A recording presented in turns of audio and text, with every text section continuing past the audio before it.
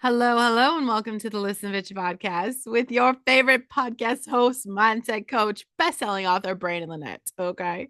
Cheers for me. Am I tooting my own horn tonight? Yeah, maybe. I'm feeling it. I'm in the zone. I'm in the creative zone, and I'm super excited and obsessed. This podcast, though, is honestly your destination for unlocking your full potential.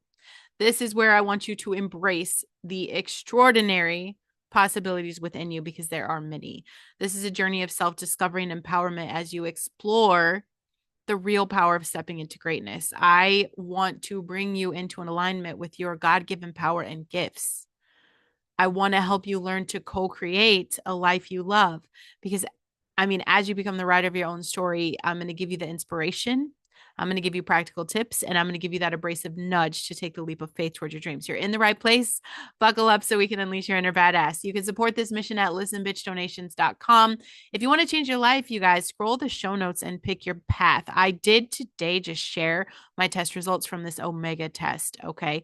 I wonder if I should read that out to you guys. Maybe I'll do that on tomorrow's podcast because it blew my mind, like how much it's affected me that I had imbalanced omegas. And I was pretty close to base range. Like 90% of people are walking around way more out of balance than I was. And just to think I was feeling it, I can't imagine. You guys are struggling out there. I can help you with this.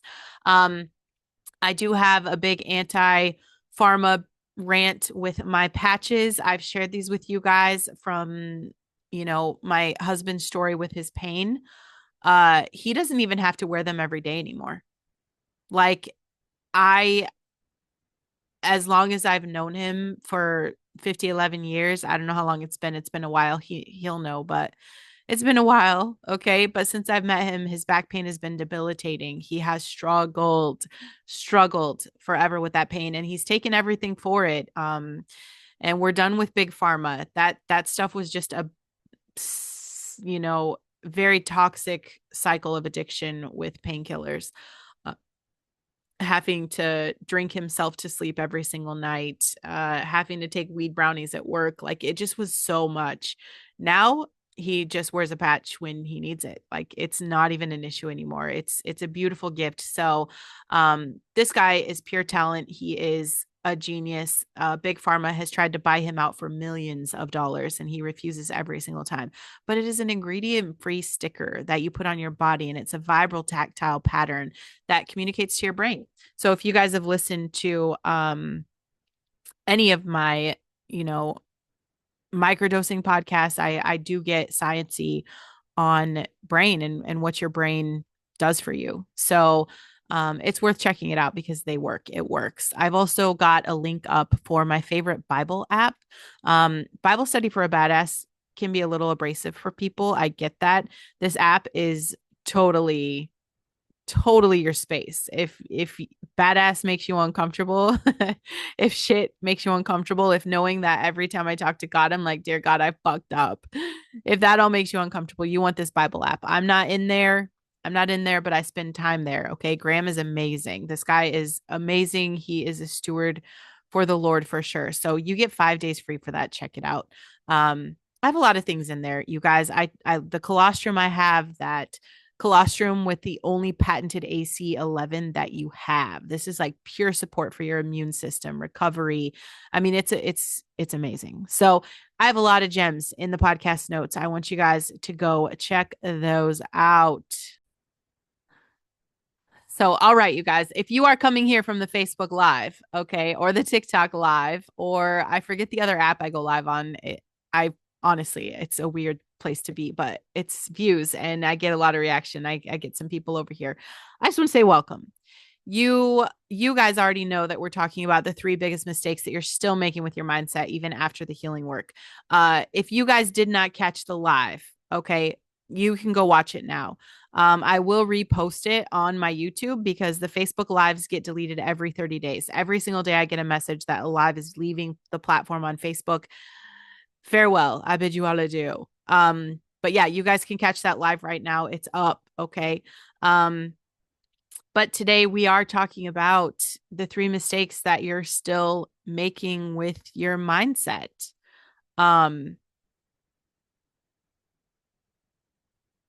Yeah, Three mistakes you're still making even after all the healing. Okay. So if you didn't catch the live, I'm going to fill you in on what I talked about, because I talked about mistake number 1 on there. And this is all about how we've been collecting information instead of actually applying it. Okay. Most of you are professional students of your own healing, but like you never actually graduate, right? Like you know all the things, but you're not doing the things. So if you are here from that live, or if you caught that, or if you understand that, you know, mistakes 2 and 3 that are coming up now, these are the ones that keep you stuck even after you start practicing. Okay. I want to talk today about like why you're waiting to feel ready before you act differently, why you're using self-awareness as an excuse instead of a tool, and really what you need to do to actually break these patterns for good. So, as far as collecting the information, like, bitch, you have read the books. Okay. You have done the therapy. Shit, I wrote the books. Okay. I wrote the books. I went through the healing process, several avenues of healing I've been through. I've listened to all of the self-help videos on YouTube, to all the podcasts. This is what was happening to me. When the trigger hit, I would fall right back into the same pattern. Why? Because information is not transformation. You have to practice what you know, not just know what to practice. If you've been stuck in that learning phase, you have to stop. You have to pick one tool you already have and then use it every day for a week. Like that's where the shift actually happens. Okay. So, mistakes number 2 is you're waiting to feel ready before you act differently. And this is a very sneaky one. I'll explain what I mean now. Like, you know, you need to set the boundary. You know, you need to have the hard conversation. You know, you need to stop people pleasing. You need to stop overthinking. You need to stop spiraling. You know all of this, but like you're waiting. You're waiting until you feel strong enough, until you feel brave enough, until you're confident enough, until you're healed enough. You're waiting until it feels easy to do the hard thing. So you don't do it. You stay stuck. And then you tell yourself, I'm just not ready yet. Once I do a little more work, then I'll be ready. But here's the problem, that day never comes. And this is what I had to learn the hard way. You will never, never feel ready. And that is by design. Like, honestly, just take a second to think about it. Have you ever felt ready to do something hard? Have you ever felt fully confident or fully prepared or fully at peace before stepping into something that has making you uncomfortable? And the answer is no, that's not even possible, because growth doesn't happen in comfort. Growth happens when you take that massive action before you're even ready. That is literally how your brain rewires. You take the action that feels scary, and your brain is like, oh shit, we survived that. And then the feeling catches up. But a lot of us are waiting for that feeling to come first, and then it just never does. So we stay stuck and we keep working on ourselves and we keep preparing and we keep waiting for readiness that isn't coming. And like the whole time, this pattern stays the same. Why do we do this? Like, why do we wait to feel ready? And I promise every fucking buddy does it. Everybody does it. And this is why. It's because we have been taught that feelings come before actions. So, duh, of course we think like, once I feel confident, then I'll speak up. Once I feel brave, then I'll set the boundary. Once I feel healed, then I'll stop people pleasing. But that's ass backwards. Okay. Action comes first, feelings follow every single time. You don't wait to feel confident. You act, and then confidence builds. You don't wait to feel brave. You do the brave thing, and then bravery grows. You don't wait to feel healed. You practice the new pattern, and then the healing happens. But like, we have been conditioned to think we have to feel a certain way before we can act a certain way. That belief is what keeps you stuck. And I've been through this. I've been in situations where I knew I needed to set a boundary. I did all the things. I knew what I needed to do. Even my kid knew what I needed to do in this situation where I was triggered, where I was upset every time. And I kept it there and I kept putting it off because I just didn't feel ready. I was afraid of the fallback. I was afraid of what I might miss seeing. I was afraid of what would I be if I wasn't pissed off at this every single day. Afraid of all of that. So I waited a long time, waiting for the day to wake up and just like feel ready to do it. And then there's this whisper, and God is like, you're never going to feel like letting this go and shutting this door. You're never going to feel that. And what if you're waiting for a feeling that's never going to show up until after you do the thing? Yeah, God, what? Wait, what? He's literally telling me I'm waiting to feel brave before I act brave. And bravery doesn't work that way. You have to act first. The feeling comes after. And it clicked. I blocked. I blocked accounts. I blocked several accounts. Several accounts. I was waiting for courage. I could only get by doing the thing I was afraid to do. I set the boundary. And it was terrifying. And at first, it was uncomfortable because I went every single day just to check, just to see what I could see that would piss me off, that would keep me fired up, that would make me feel hurt, because at least I was feeling something. At least I was feeling something. And even though those were really bad feelings, it was a negative feeling. At least I was feeling something, because the minute I knew I shut that down, I would be done. There's a lot of finality in that boundary. But as soon as I did it, you guys, I felt lighter. I felt more confident. I don't second guess shit in my life. I feel stronger. Like it came after the action, not before. And nothing has changed. There's no relationship to mourn. There's no place or person in my life that is missing. It doesn't hurt that this person has the power to hurt my whole family. Like none of that bothers me anymore. It's just over. It's over. What was happening is I was dragging myself and my family into this every single day. Like, look at this, how hurtful that is for us. Look how much this sucks for us. Look at all of this pain. I shut that down and it's just freeing, liberating. I can breathe. You don't have to be ready. You just have to be willing. Stop waiting to feel ready. Start acting before you feel ready, because you don't need to feel confident to set the boundary. You set the boundary and confident builds. It just does. There is no fallback. I can stand in my power now because I'm confident. I'm confident as fuck. I set the boundary. Like there are people that have no access to my life and to my kids' life. And I am very confident in that boundary. I don't waver. I don't doubt it. I don't second guess it. And you don't have to feel brave to have any kind of conversation that you need to have. You have the conversation, the bravery grows. You don't have to feel healed to change the pattern. You change the pattern and healing deepens. Action creates the feeling. It's not the other way around. And I know that feels backwards. I know that feels scary. That is the whole point. If it felt easy, if it was easy, it's not going to be growth. So yeah, you have to speak up, even if your voice is shaky and cracking, and you have to set the boundary even though your hands are literally shaking. And I promise you, that day my hands were shaking. It was that big of a deal. You say no even though you feel guilty. You stop the people pleasing even though it feels uncomfortable.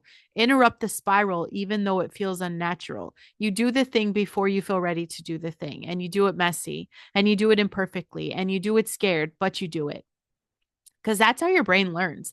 That's how new patterns get wired in. That's how you actually change. So I want to challenge you guys for this week. Okay. Just pick the one thing that you've been putting off because you're not ready yet, and do it. Like, I want you to do it this week. I want you to do it scared. I want you to do it messy. I want you to do imperfect. I don't want you to wait for the feeling. I want you just to take the action and watch what happens, because I promise you the feeling will follow. Number 3, our final number here is that you're using self-awareness as an excuse instead of a tool. Ugh.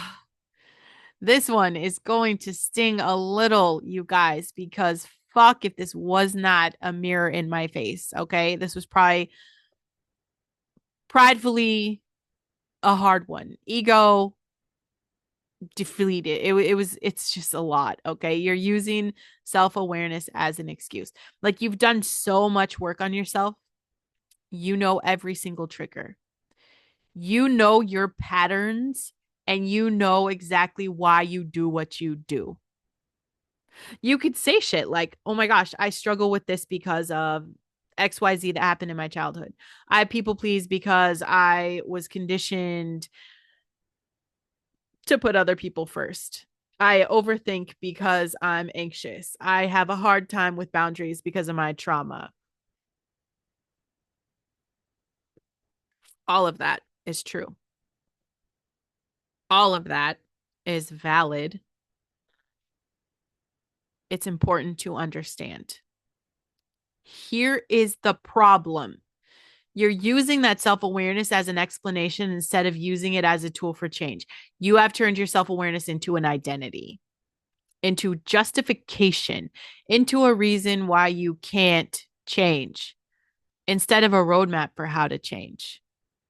And this is what I see happening. This is why it's a problem, because you know your trigger, you can name it, you can explain where it comes from, but when it shows up, you react the same way. And then you're like, oh my gosh, I can't help it. That's just how I am. That's just how I am. Fuck that guy. Fuck that guy that says that. That's just how I'm wired. That's my trauma response. Listen, I'm not here to dismiss your trauma. I am not invalidating your pain whatsoever. But what I am saying is this: self-awareness without application is just self-justification. Knowing why you do something does not give you permission to keep doing it. It gives you the information you need to change it. But a lot of us just stop at awareness. We think, well, now I know why I do this, so I guess that's just who I am. Listen, bitch. Listen, bitch. That is who you were. That is the pattern you learned, but it doesn't have to be who you are. Self awareness is supposed to be the starting point, not the finish line.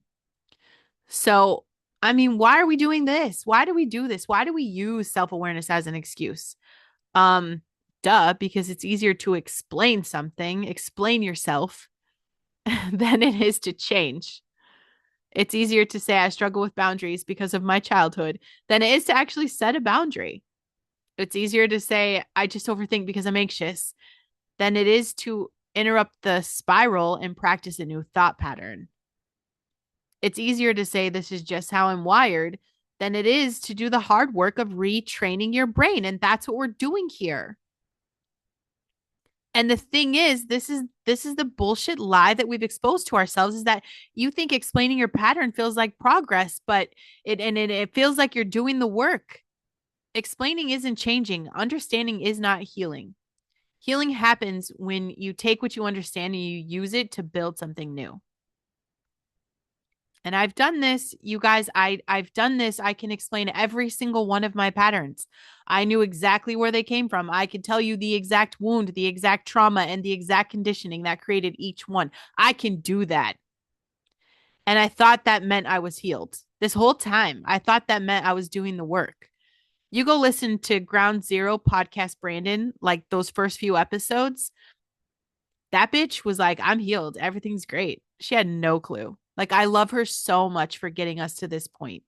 I love her so much. Like, we learned all the things, but I had to actually grow the fuck up and do the things. I've been called out. You're really good at explaining why you do what you do, but when are you going to actually do something different? Of course, that's offensive. Of course, I'm pissed off. Of course, I'm blocking you on Facebook. Who's going to talk to me like that? Bitch, I thought I was doing something different. I thought I was aware. I was processing. I was talking about it. But that hooker was right.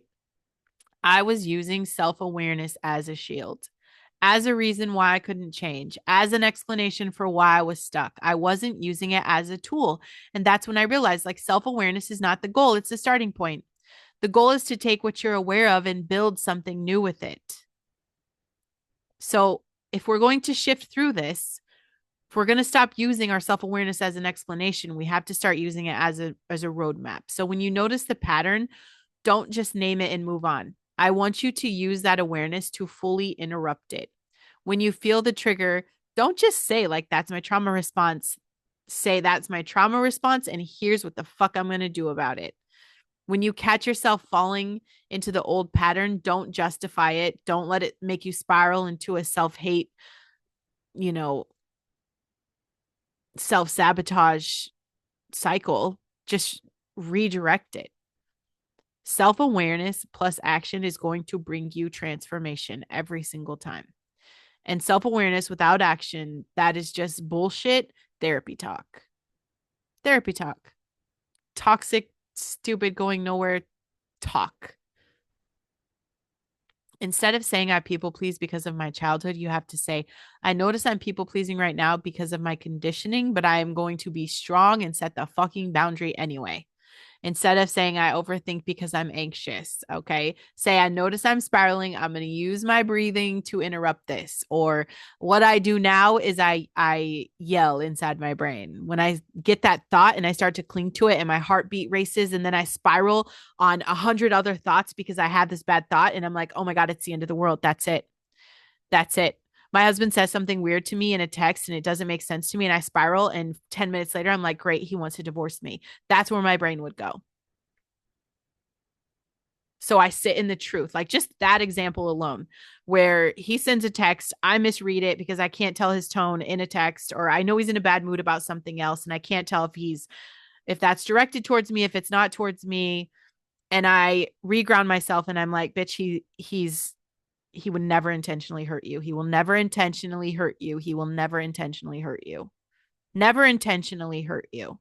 And I say that I break the pattern with the thought of the truth. Breathing, I teach this to people.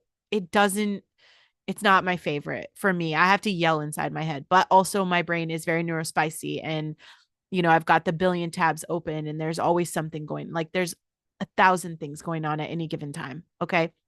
So I understand not everybody's brain is the same. I have to yell in there when I start to get that thought. Like my knowing voice has to just be like, what is the truth? What is the truth? What is the truth? Or even sometimes if there is a bad situation going on with anything in my life and I start to spiral and I think this is the end of the world, I just remind myself like, God has me. I'm going to be okay no matter what. God has me. I'm going to be okay no matter what. I'm going to be okay no matter what. And I give it to God. I have to bring him in this.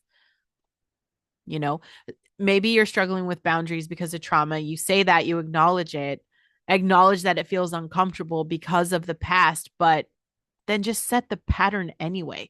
Like name it. I'm spiraling. I am spiraling right now. And then disrupt it.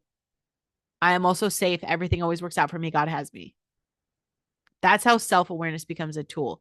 That's how awareness turns into healing. So, the challenge next time you catch yourself explaining why you do something, stop. Don't just name it. Don't just justify it. Okay, we know that you know why you do this. Now, what the fuck are you going to do about it instead? And then do that. Use your self-awareness as a starting point for change. It's not the end of the conversation because that is where real transformation happens. So 3 mistakes that you got tonight. Number 1, you're collecting information instead of applying it. Number 2, you're waiting to feel ready before you act differently. Number 3, you're using self-awareness as an excuse instead of a tool.